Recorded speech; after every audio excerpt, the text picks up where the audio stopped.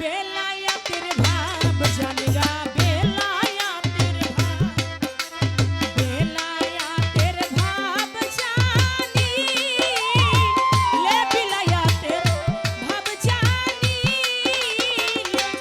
উঠবে আল্লাহু আকবার উঠবে ধ্বনি আল্লাহু আকবার জানগা বেলায়েতের ভাব জানগা বেলায়েতের ভাব ওরে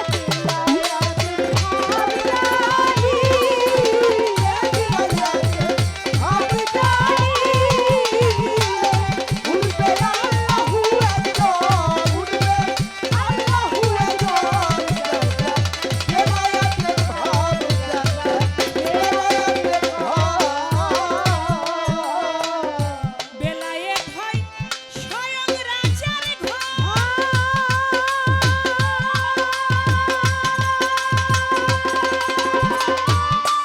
ওরে ওই দেশতেই যাবি যদি এই দেশের হাপায়া বেলায়েত হয় ও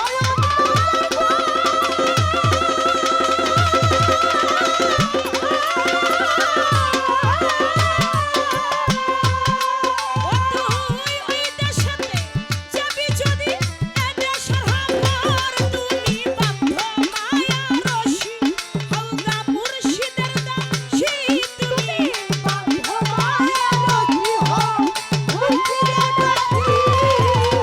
বান্ধ মায়া রশি হও আমার মুর্শিদের দাসী মুর্শিদেরই দাসী হইয়া সাজো নিষ্কামী বৈষ্ণব জানগা বেলায়েতের ভাব জানগা বেলায়েতের ভাব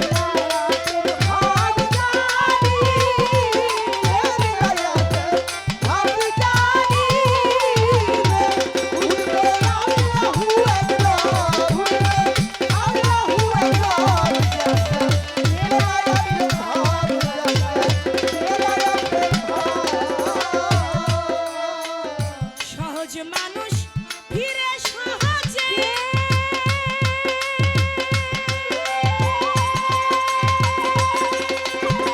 ওই সহজের ভাব নিয়ে যায় সহজে মিশে সহজ মানুষ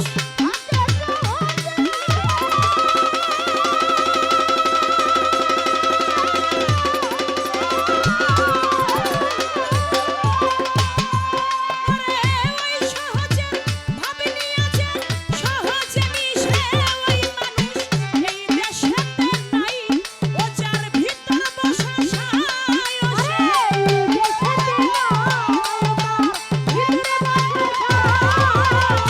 এই দেশেতে নাই ও যার ভিতর বসা সায় আপনি আপনি ভুলে গিয়ে করে এসমে যেতে জানগা বেলায়েতের ভাব জানগা বেলায়েতের ভাব ওরে বেলায়েতের ভাব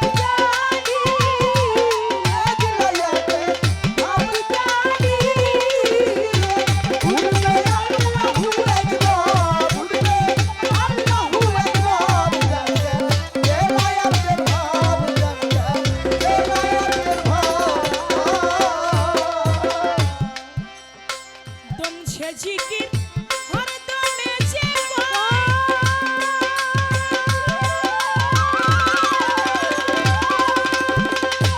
এইভাবে তার কথা সে যদি কয় তোর বা কিসের ভয় দমছে জিকির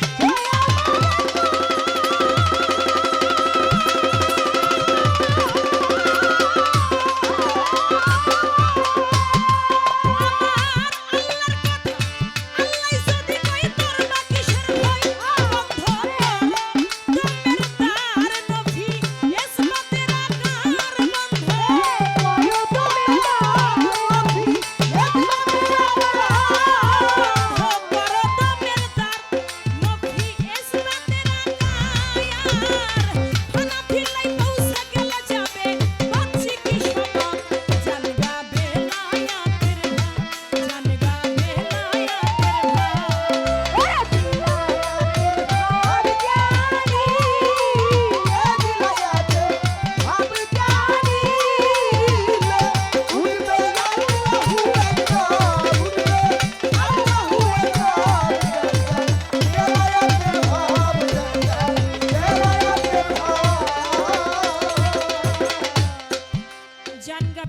বেলায়েতের ভাব।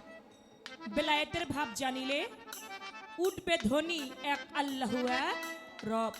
জানগা বেলায়েতের ভাব। বেলায়েতের শক্তিটা কি আমার কাছে প্রশ্ন করেছেন।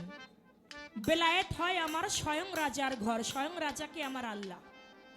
তাহলে শক্তিটা কার? আমার আল্লাহর শক্তি। কার শক্তি? আমার আল্লাহর শক্তি। এই শক্তি কার উপর বর্ষিত হয়? আল্লাহ ওয়ালা যারা তাদের উপর বর্ষিত হয়। তাই বেলায়েত হইল আমার আল্লাহর ঘর, স্বয়ং রাজার ঘর। ওই ঘরে যাবি যদি তুই এ দেশের হপ্পর। তুমি বান্দ মায়া রশি হও মুর্শিদের দাসী, মুর্শিদের দাসী হইয়া সাজ নিষ্কামী বৈষ্ণব। জানগা বেলায়েতের ভাব। দমসে জিকির হরদমে যে কয় আমার আল্লাহর কথা, আল্লাহ যদি কয় তোর বা কিসের ভয়। বন্ধ কর দমের দ্বার, নফি ইসবাতের আকার, ফানা ফিলাই পৌঁছে গেলে যাবে তোর বাহ্যিকী স্বভাব। এখন কথা আসতে পারে আল্লাহর কথা আল্লাহ যদি কয়। আমার আল্লাহ পাক বলে সূরা ইউনূস ৬২ নং আয়াত, আমার আল্লাহর ওলির কোনো ভয় নাই, তারা কোনো চিন্তিত না। আমার আল্লাহর ওলির সঙ্গে যে দুশ্মনী করে আমি আল্লাহ তার সঙ্গে যুদ্ধ ঘোষণা করি। শুধু তাই নয়, আমার আল্লাহ বলে যে বান্দা আমি আল্লাহ আমার নাম নিতে নিতে আমার হয়ে যায়, আমি আল্লাহ তখন তার হইয়া সুবহানাল্লাহ। তখন সে যে হাতে ধরে সে হাত হই আমি আল্লাহর হাত, তখন সে যে মুখে বলে সে মুখ হই আমি আল্লাহর মুখ, সে যে পায়ে চলে তার পা হই আমি আল্লাহর পা, তার এক নাম মিলে হয় অলি আল্লাহ, ওলি আল্লাহ। এজন্য বলেছে আল অলি আল্লাহ মতো আমার আল্লাহর অলিগণের কোনো মরণ নাই। তাই বলেছে আমার আল্লাহর কথা আল্লাহ যদি কয় তোর বা কিসের ভয়, তার কথা সেই বলে, মানুষের কোনো সাধ্য নাই কথা বলবার। তাই বেলায়েত শক্তি হচ্ছে আমার আল্লাহর শক্তি। এটা আরাফা ধাতু হতেই বেলায়েতের উৎপত্তি। আরাফা অর্থাৎ জানাশোনা। যেখানে জানাশোনা হয়, যেখানে জ্ঞানের উপাধি হয়, সেখানেই হচ্ছে আরাফা ধাতু থেকেই আমার আল্লাহর শক্তি উৎপাদন হয়ে থাকে, উদিত হয়ে থাকে। আর ওই শক্তি কে পায়? ওই শক্তি আমার আল্লাহর শক্তি কে পাইল? আল্লাহ থেকে বেলায়েত পাইল কি? আমার দিনের দেওয়ানা হুজুরে পাক, সকলে বলি সাল্লাল্লাহু আলাইহি ওয়াসাল্লাম। সুবহানাল্লাহ। আমার দয়াল নবী তিনি পাইলেন আমার আল্লাহ কাকে দান করলেন? আমার হুজুর পাককে এই বেলায়েত দান করলেন। আমার দয়াল নবী এই বেলায়েত পেয়ে তিনি এই দুনিয়ার বুকে আসলেন। আসার পরে বেলায়েত কাকে দান করলেন? আপনারা জানেন 18ই জিলহজ বিদায় হজের ভাষণে আমার হুজুর পাক সাল্লাল্লাহু আলাইহি সাল্লাম মাওলা আলীকে লক্ষ্য করে বললেন মান কুনতুম মাওলাহু ফাহাজা আলিউল মাওলা। আজ থেকে আমি যার মাওলা আমার আলীও তার মাওলা। আমি যদি জ্ঞানের শহর হই আমার আলী হয় তার দরজা। কেউ যদি ভাই আমারটা একটু বাড়াই দেন যাতে আমার কথা বুঝতে সমস্যা না হয়। কেউ যদি আমাতে প্রবেশ করতে চায় সে যেন আমার মাওলা আলীর দরজা দিয়ে আমাতে প্রবেশ করে। আমি তোমাদের মধ্যে রেখে গেলাম দুটি বিষয়বস্তু, একটি হচ্ছে পবিত্র কোরআন, দ্বিতীয়তে আহলে বায়াত। আহলে বায়াত, আহলে বায়াত। সাহাবাগণ জানতে চাই ইয়া রাসূলুল্লাহ আমরা পবিত্র কোরআন এটা তো সবাই জানি বুঝি, কিন্তু আহলে বায়াতটা কি? তখন মাওলা আলীকে আমার হুজুরের চাদরের নিচে নিলেন, মা ফাতেমা তো জোহরাকে তার চাদরের নিচে নিলেন, হাসান আলাইহিস সালাম হুসাইন আলাইহিস সালাম তাদেরকে চাদরের নিচে নিয়ে হযরত আলীকে চাদরের নিচে নিয়ে হযরত আলীর হাতটা উত্তোলন করে বলেছিলেন এরাই হচ্ছে আমার আহলে বায়াত, এরাই আমার পরিবার বর্গ। যারা এই আহলে বায়াতের অনুসারী হবে তারা কখনো পথভ্রষ্ট হবে না। তাহলে এই আহলে বায়াত হযরত আলীকে আমার হুজুর পাক মাওলা ইয়াদ দান করেছে।